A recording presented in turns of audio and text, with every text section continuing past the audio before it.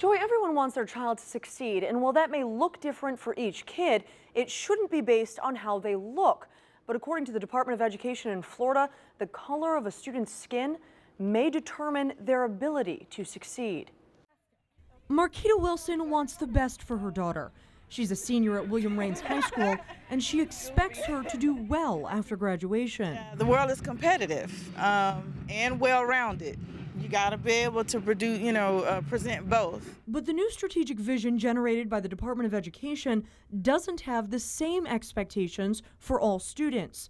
The Board of Education just approved a plan for the next 6 years that factors in a student's race as an indicator of success. Your children should be measured based on where they are, because the color of your skin don't determine that. The statistics laid out by the Department of Education tell a different story.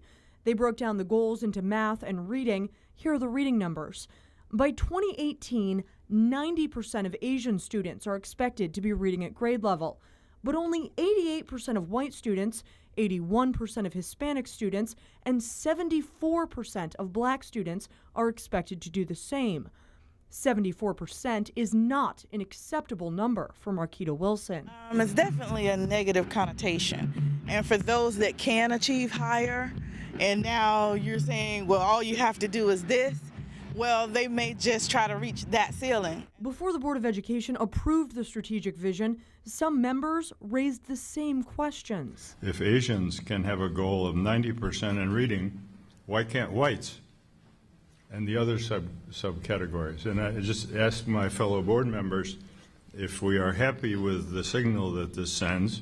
It would be making a heck of a statement, wouldn't it, John, for us to say that this is what we expect that Hispanics and African Americans will be able to accomplish compared to other groups, and just leave it at that. You throw up a big question there. Other subcategories were included in the plan, with disabled students, economically challenged students, and English learners all under 80% in reading by 2018.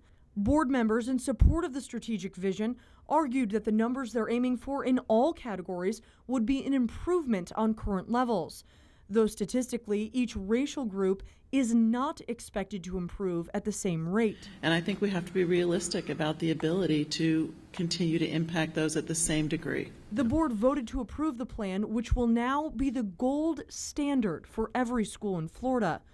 Marquita Wilson thinks it's a shame that the state doesn't hold all their children to the same standard. They all go to the school together, they live in society together, work on the same jobs, and going to be expected to meet the same qualifications on a job. So the standards should meet.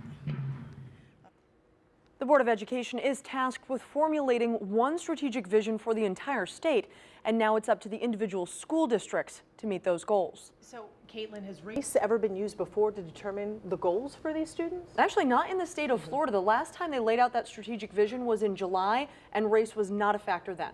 All right. Caitlin Ross, thanks for that report. And we'd love to know what you think about all this.